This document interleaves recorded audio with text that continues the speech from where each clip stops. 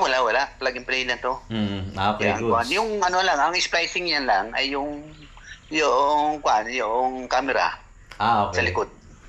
Oo, yun lang. Mm. Yun lang yung install ni kasama dun eh. Kasi sir, kaya Hindi naman tinatanong siguro. ko, bago magpalit ng BCM, kasi isa sa nakaka-apekto, yung Android na head unit, kapag ka ang nilagay dyan, is hindi siya plug and play, tapos ang daming splicing.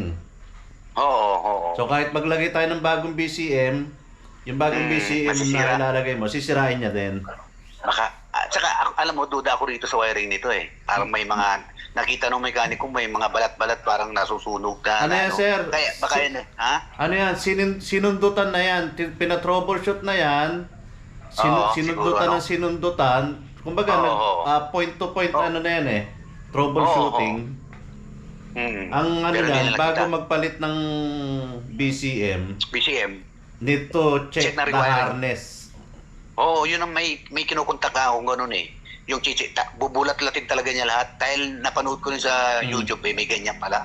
Yeah, maliit na bagay lang na duktong o ano ay yan ang nagiging dahilan. Sabi sir, doon sa Kaya- sa Cavite sir, ano yan, pinupull out namin ang buong harness. Oo, yun mga ganun. Oo, para sigurado. Ngayon yung kagaya nung taillight, di ba palagi? Yung preno. Sabi ko, bakit kapapalit ko lang nito? Ayaw nang umilaw na ito. Yung isa. Ano naman yan sir, yan sa preno mo, sorry sir to interrupt. Yung sa preno mo po, ang common issue naman yan, kasi valve type yan. Yung mismong contact do sa terminal, ano yan eh, pagka tinanggal mo yung valve, makikita mo kulay itim yung terminal. Ang gagawin mo lang doon, ano lang, kakayasin mo lang para lumabas yung ulit yung copper. Tapos lagay mo ulit, hindi na magloloko yan. Sa akin, pinutol ko eh. Napansin ko, dahil may adapter pa yun eh. Plug. Ngayon, doon pala, inisa-isa kung nag-tester ako, may kuryente sa linyada. Pagdating doon sa mismo sa valve, bakit 0.3 volt yata ito? Walang volt. Sa matayad doon sa talagang 12. So, pinagtan ko, bumili ako ng plug. Bumili ako ng ayun, gumana na siya. Yung sir, yung mismong terminal na nasa loob ng socket, kung mapapansin mo, nangingitim yun, kakayasin mo lang yun hanggang lumabas yung copper na yung kulay ng copper. Ayun nga, kaya kung wala namang problema yung bypass na yun, yung parang hindi maganda pasok kill switch, ay gano'n na lang siguro. Iba na lang ipaayos ko dahil marami ko pa ipapaayos. Gusto kong yung nag-aalala ako nung pag nababasa ko sa mga group chat yung mga tumitirik. Wala lang ilaw. Anong may isasuggest mo din? Ang naman niya sir, pagka tumirik yan, hindi naman actually tirik yan hindi na mamamatay yung makina niyan. Hindi mo lang nag-accelerate ka, pero hindi umuusad. Ang problema naman yung map sensor.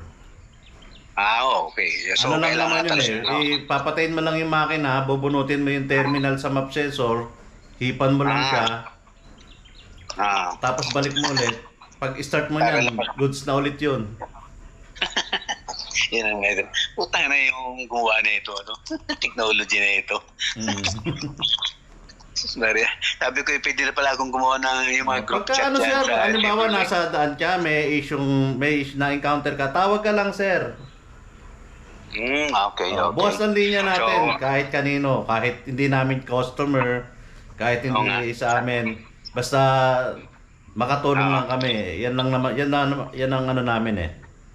Pinapanood ko nga yung mga video mo kaya sabi ko ito, tumatawagan nga ako. Nagbibigay naman tayo ng mga konting advice, konting idea sa mga sasakyan. Kahit hindi trailblazer yan, sir. Pero yung pinakita mo na yung engine detailing, talagang swabe ang Ayun, yan, sir. Solid yun, solid. Magkano charge mo doon?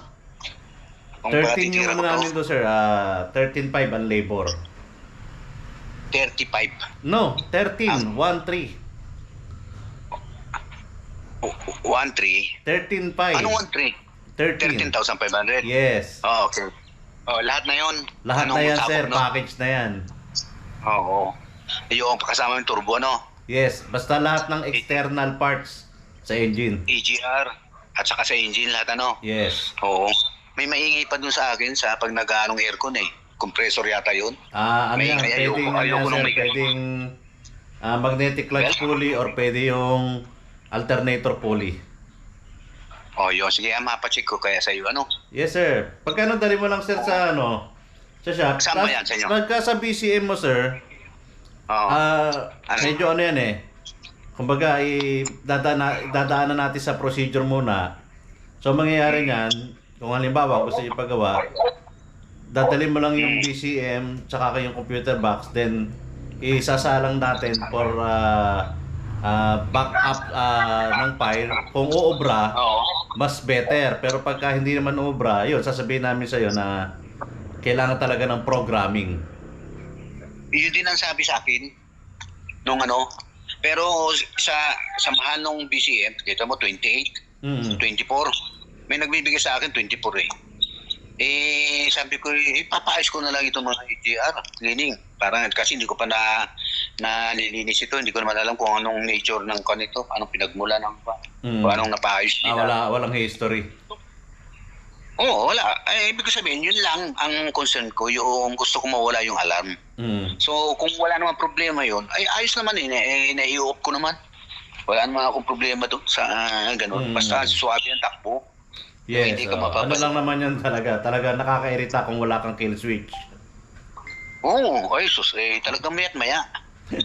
Oo, okay, sige yan. Sige sir, pagka ano po,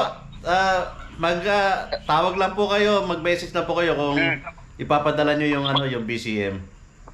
Ayon sa BCM ay sabi na payo mo sa akin na wala namang problema eh. Disregard ko na lang muna siguro yan. Okay. Kasi wala. Ayos pa naman eh. Ayos pa naman ngayon. Hindi ganyan meron lang check engine to. Check engine lang meron to. Yes. Pero hindi ganyan ititirik, sir. Ang ano niyan, yung under niyan, ganun pa rin. Smooth pa rin yan. Oo, sabi, malakas nga eh. Nung pinares ako ng sarangkada ikot ang gulong eh. Yun lang, masakit sa mata yung check engine. Oo nga, siyempre hindi ko naman. Oo. Sige, boss ah. Anytime, sir. Salamat sa tawag, sir. Yes. Thank you. Okay, sir. Thank you.